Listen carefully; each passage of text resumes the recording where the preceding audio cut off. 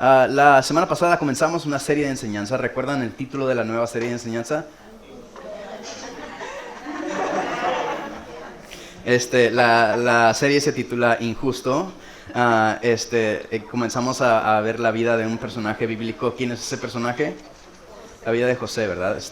Comenzamos en Génesis 37, versículo 1 al 11. El día de hoy continuamos en el capítulo 37 del libro de Génesis, a partir del 12 en adelante, 12 al 36. A través de la historia de José vamos a estar viendo, y lo enfatizamos la semana pasada, que Dios es ¿qué?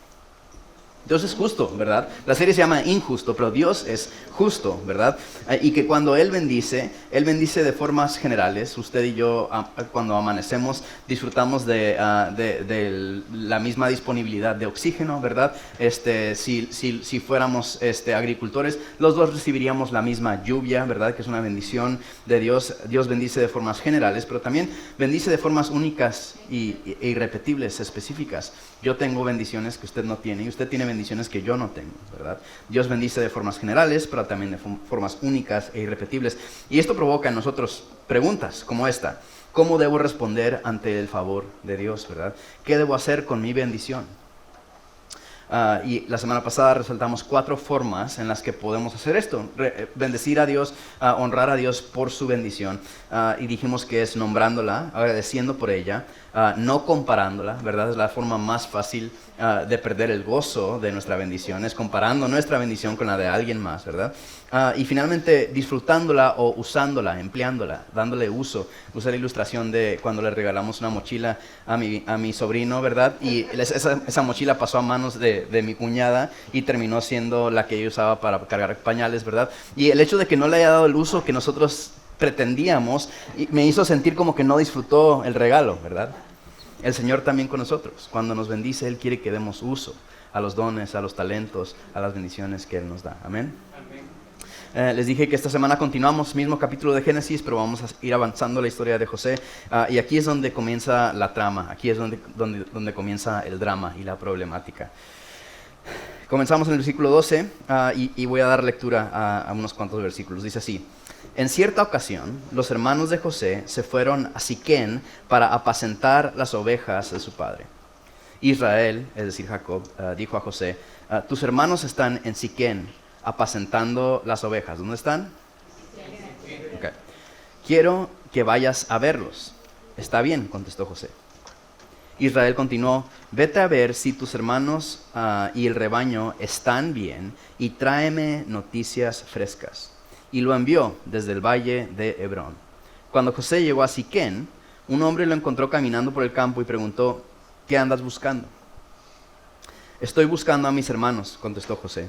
¿Podría usted indicarme dónde están apacentando el rebaño? Ya se han marchado de aquí, le informó el hombre. Los oí decir que se dirigían a Dotán. ¿A dónde? Dotán. José siguió buscando a sus hermanos y los encontró cerca de Dotán. Quiero hacer como un recordatorio de lo que aprendimos la semana pasada. Vimos que Jacob amaba a José más que a sus hermanos, ¿verdad?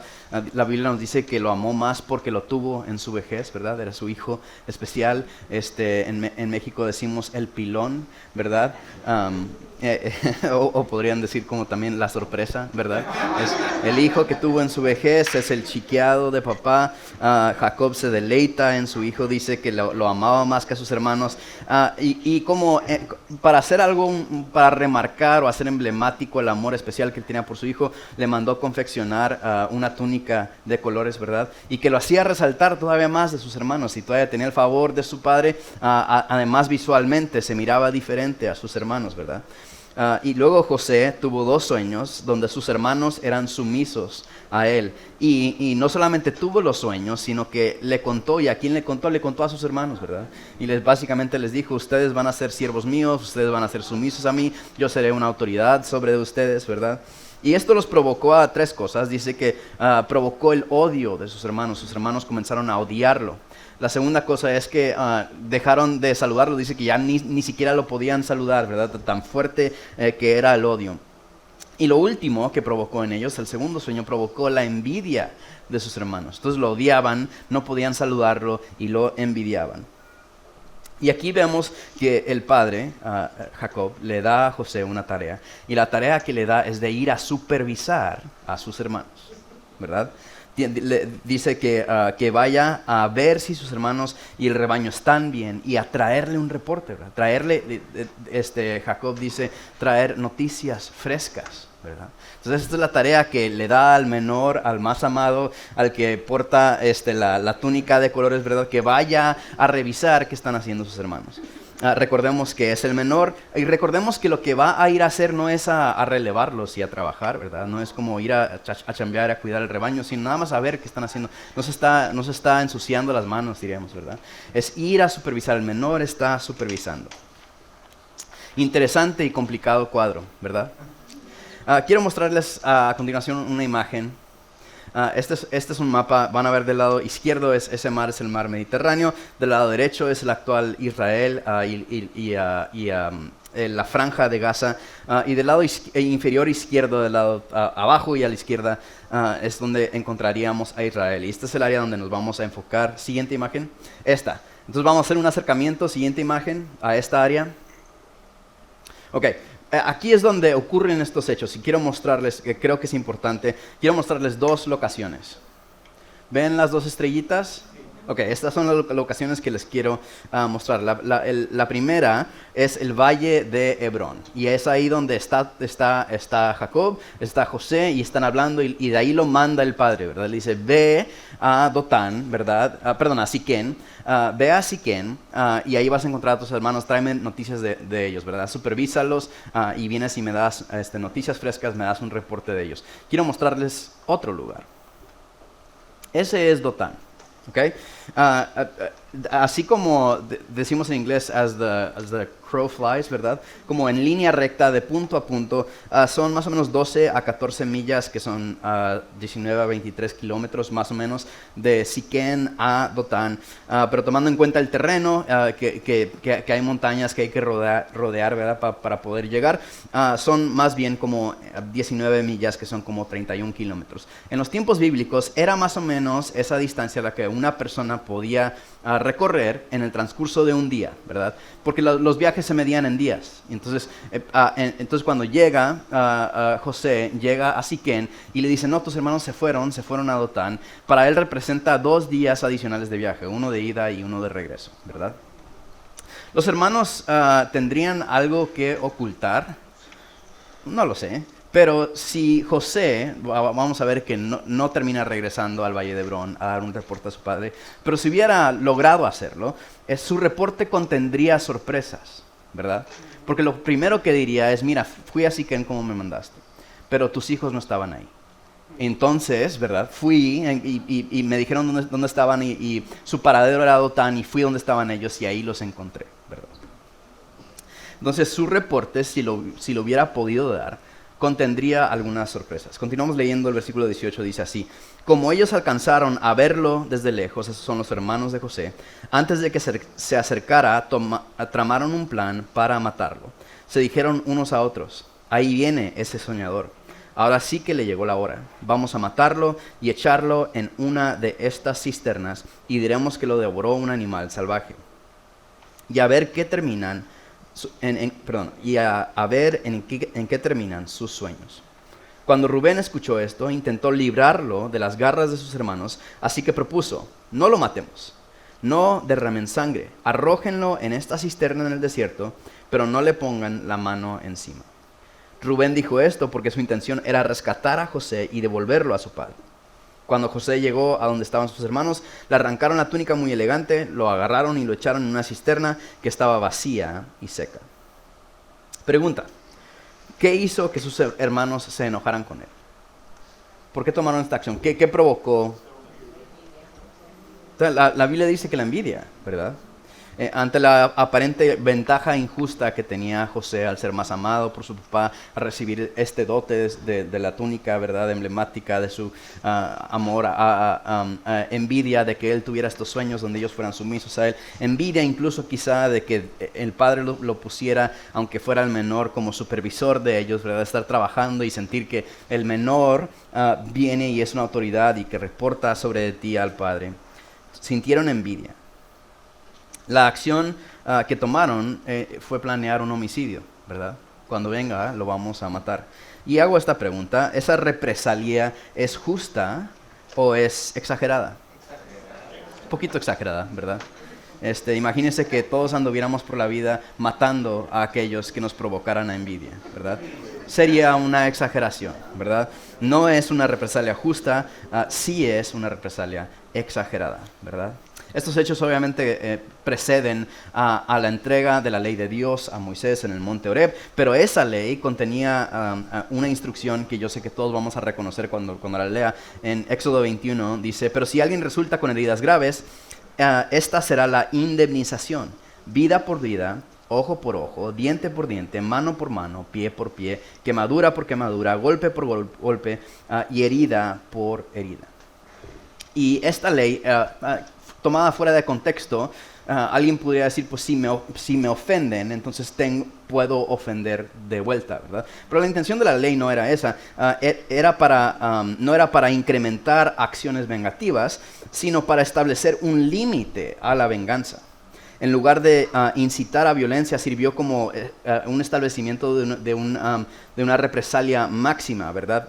Para evitar la escalada de venganzas, garantizando que si alguien causaba una lesión u ofensa menor, como en este caso, que provocó a envidia a sus hermanos, que la víctima no pudiera exigir la vida del agresor a cambio. Aquí los hermanos de José se propusieron tomar una acción vengativa dramáticamente escalada, ¿verdad? Sintieron envidia y dijeron, hay que matarlo, hay que terminar con su vida. Dramáticamente escalada, es mucho mayor a la ofensa que recibieron. Esto no es ojo por ojo, esto es como muerte por envidia, ¿verdad? Y sabemos que esto es cierto, incluso en el contexto, sabemos que era una exageración también para ellos, ¿verdad? A veces es fácil decir como, bueno, es que a lo mejor no sabemos cómo estaba el cuadro, ¿verdad?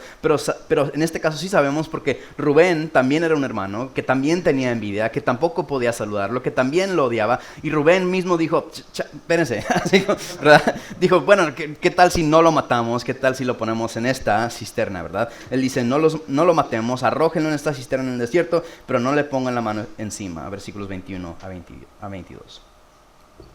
Hago un comentario, entre paréntesis aquí.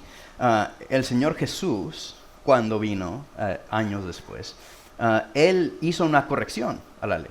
Ojo por ojo, diente por diente. Y en Mateo 5, 38 al 40, básicamente, él, en el Sermón del Monte, Él explica que si bien la ley original logró limitar la escalada de acciones vengativas, de represalias en el sistema legal, sus seguidores, es decir, nosotros, debíamos ir más allá de la estricta justicia retributiva por completo.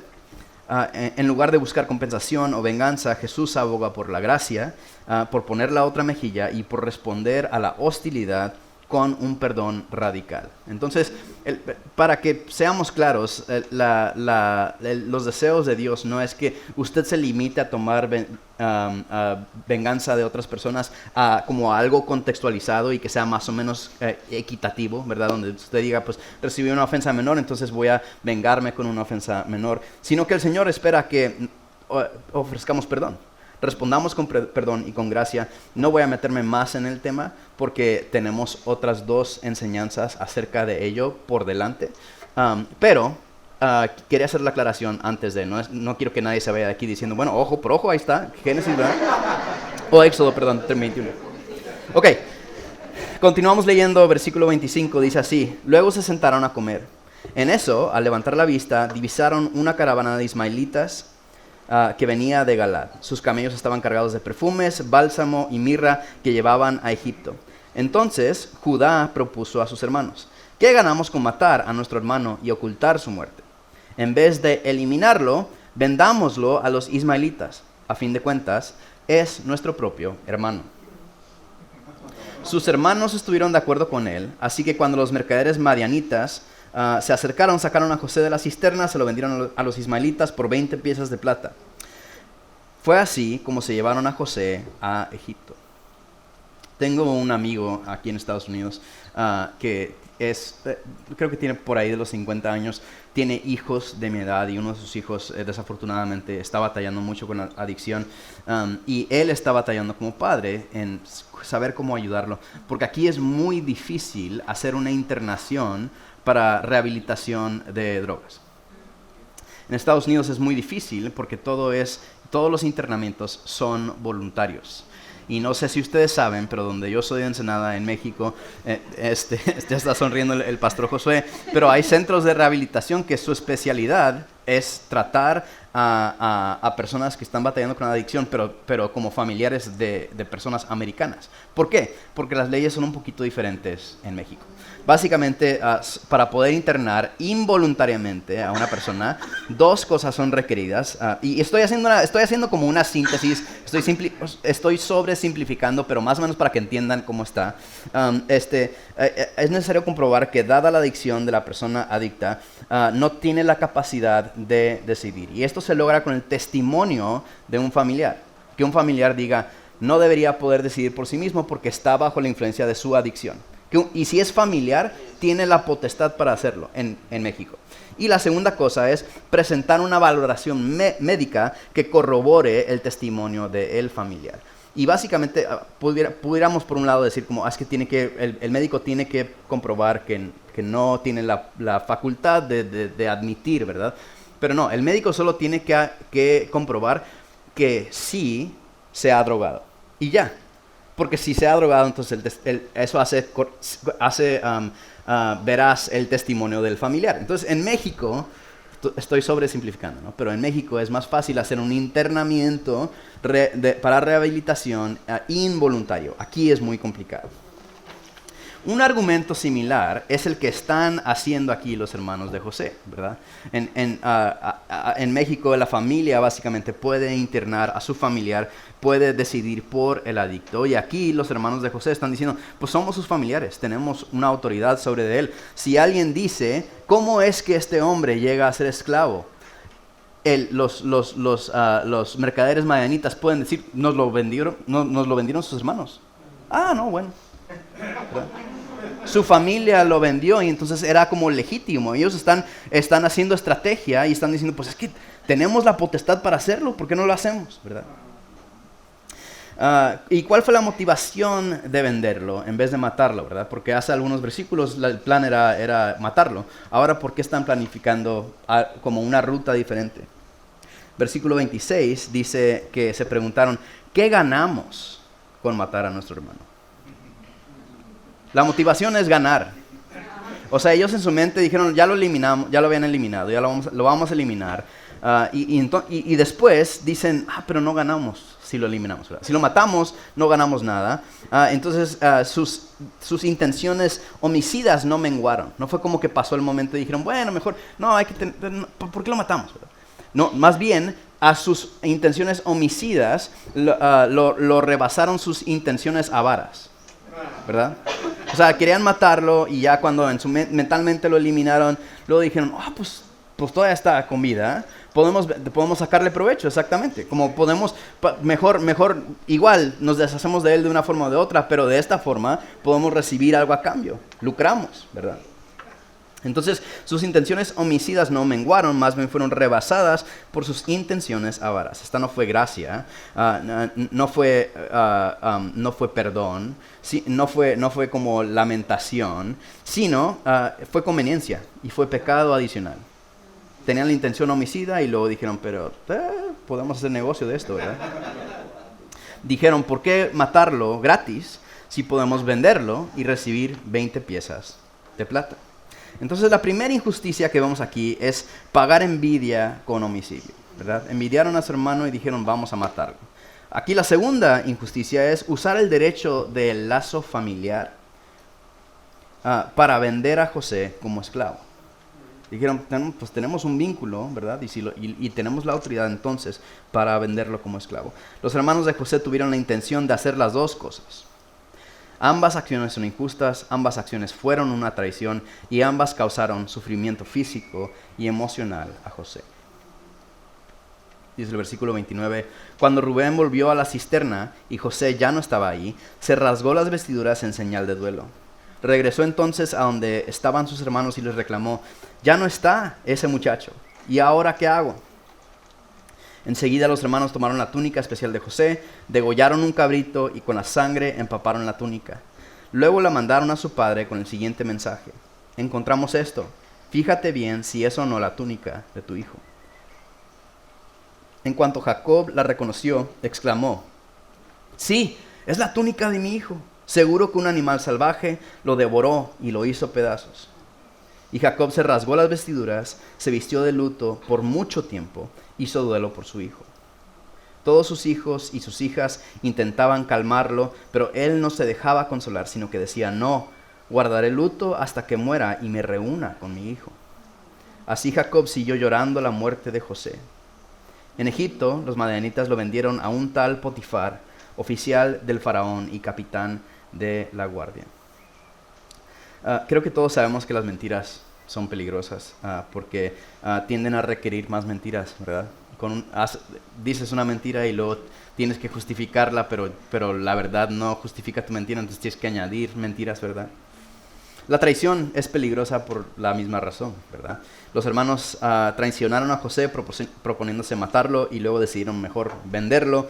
Pero una vez que lo habían hecho, pensaron, ¿qué le vamos a decir a nuestro papá, verdad?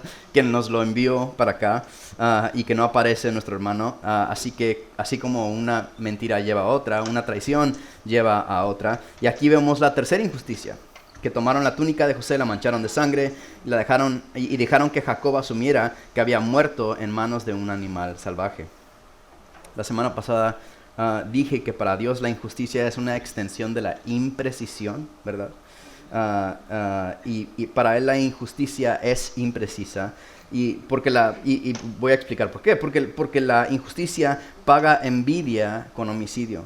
La injusticia tiene a un padre de luto por un hijo que no ha muerto. Y la injusticia tiene a ese hijo que tiene casa y que tiene un padre que lo ama, viviendo como esclavo extranjero en la casa de Potifar. La injusticia, al ser imprecisa, causa dolor y causa sufrimiento innecesario. Para Dios la injusticia es una extensión de la imprecisión y causa circunstancias imprecisas, innecesarias. Quiero mostrarles otra imagen. Esta es como una representación de una cisterna. La palabra significa fuente, pozo, foso o cisterna.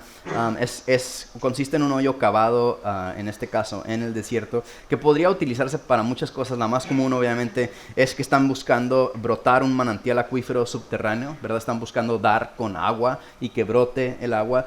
Pero también a veces hacían estas estructuras para poder cocinar con fuego, donde no fueran afectados por los vientos y todo eso.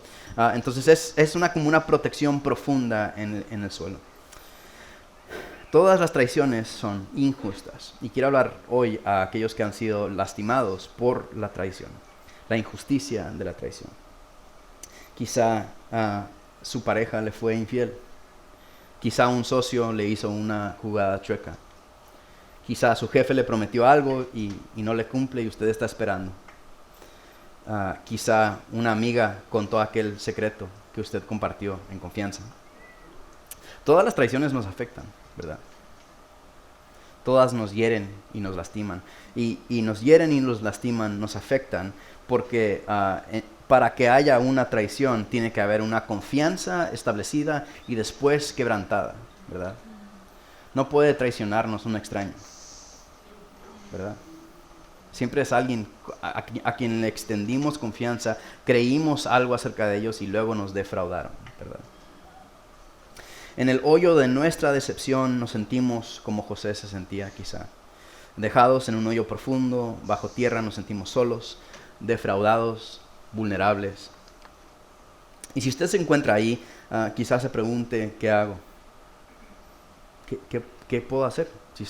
Si he sido defraudado, si he sufrido esta injusticia, si mi confianza se ha quebrantado.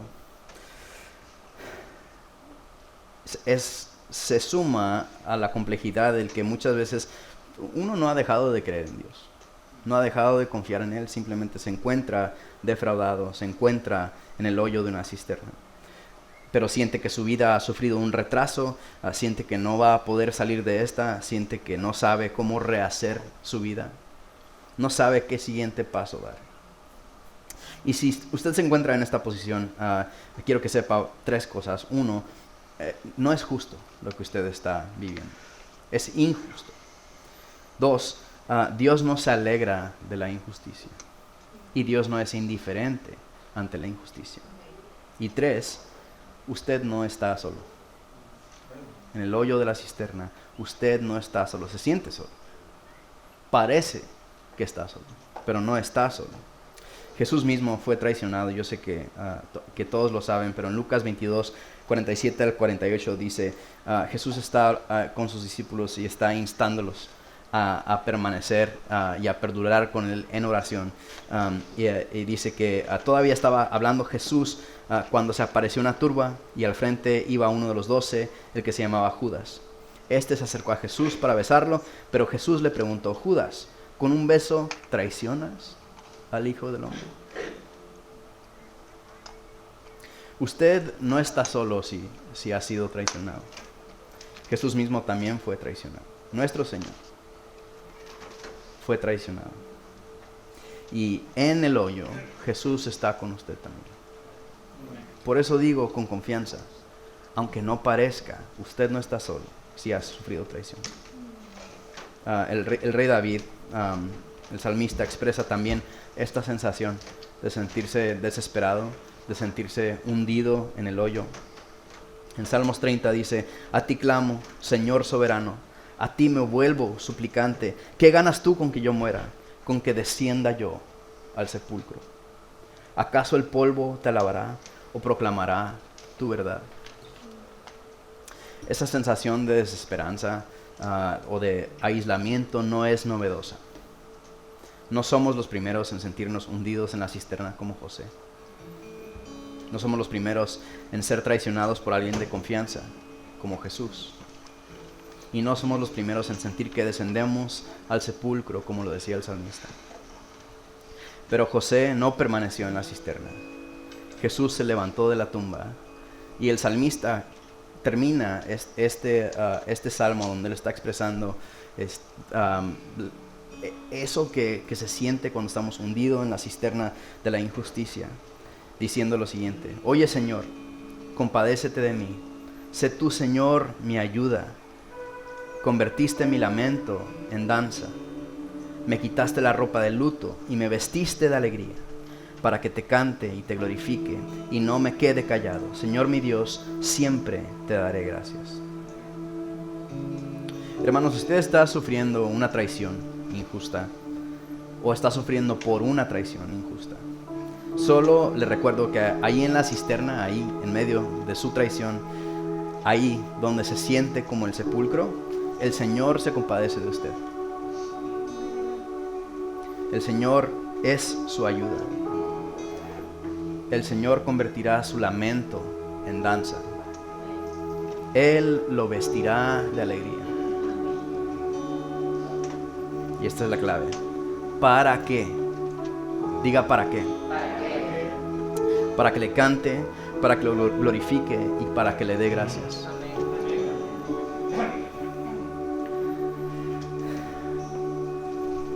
Creo que a veces cometemos el error de creer que el rescate de Dios es como esa escena de película donde un preso sale de la cárcel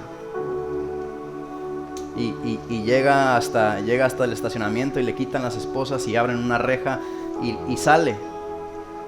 Y siempre en esa escena en las películas, siempre el preso no sabe qué sigue, ¿verdad?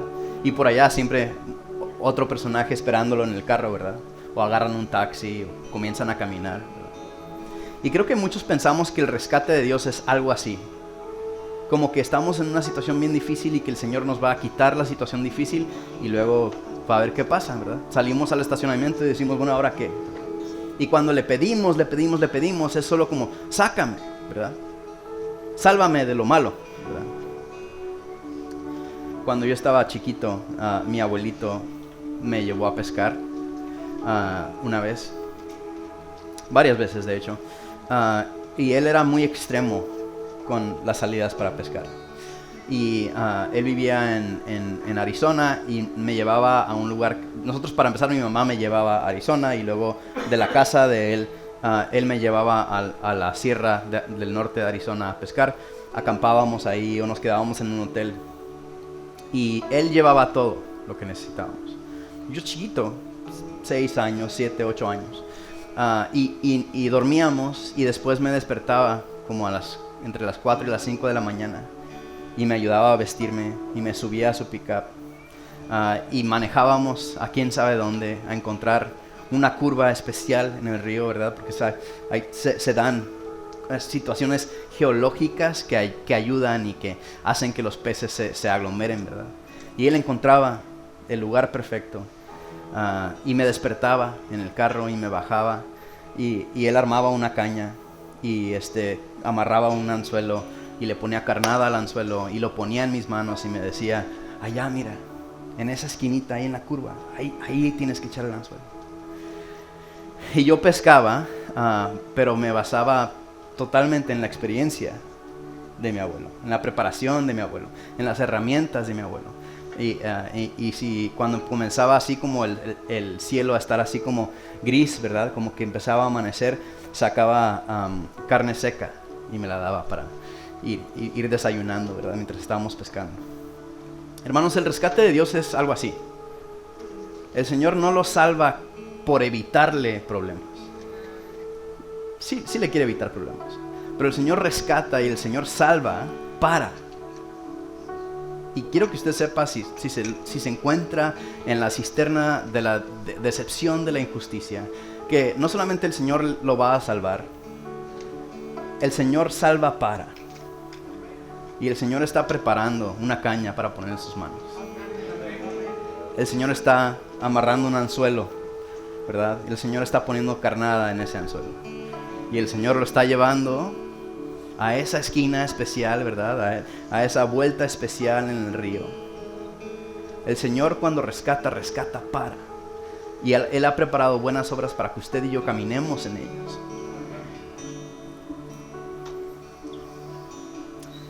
Y si existe alguna consolación que puedo darle en la cisterna de la decepción, en la cisterna de la injusticia, es que Dios es justo. Y es completo en su justicia, es completamente justo. Y es siempre justo. Así que si Dios parece ser injusto ahorita, si en este momento usted tuviera el termómetro y dijera: es que parece que está siendo injusto, tenga usted la certeza de que es o porque tenemos una perspectiva limitada o porque Dios todavía no termina. Y Él está haciendo un camino para su rescate, no solamente para evitar problemas, sino para llevarlo a justicia, para ponerlo en acción. Dijo el salmista: para que le cante, para que lo glorifique y para que le dé gracias. Aunque usted esté desilusionado, decepcionado el día de hoy, el Señor está haciendo de usted y de mí un testimonio de su gloria. Amén. Señor, esta mañana venimos delante de ti. Yo sé que en medio de nosotros habemos muchos decepcionados. Yo sé que varios hemos sufrido una traición. Y cuando lo pensamos o pensamos en aquel que nos traicionó, todavía nos provoca sentimiento de desagrado. Todavía nos sentimos frustrados, todavía nos sentimos heridos. Gracias, Señor, porque tú no eres ajeno a la injusticia. Jesús mismo fue traicionado.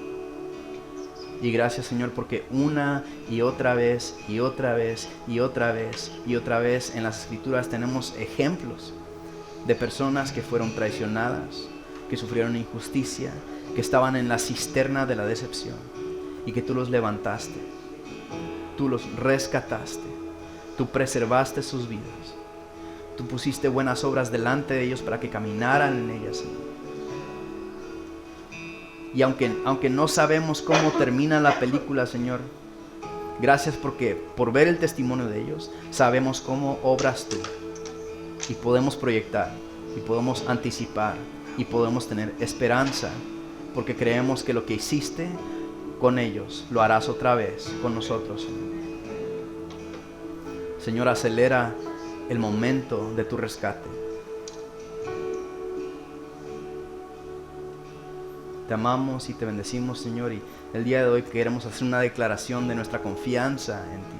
Creemos que en todo y por medio de todo tú estás obrando, tú te estás exaltando, Señor, y creemos que aunque en este momento vivamos decepción, que tú de nosotros harás un testimonio de tu honra, de tu gloria, de tu provisión y de tu sustento, Señor. Confiamos en ti. En el nombre de Jesús. Amén.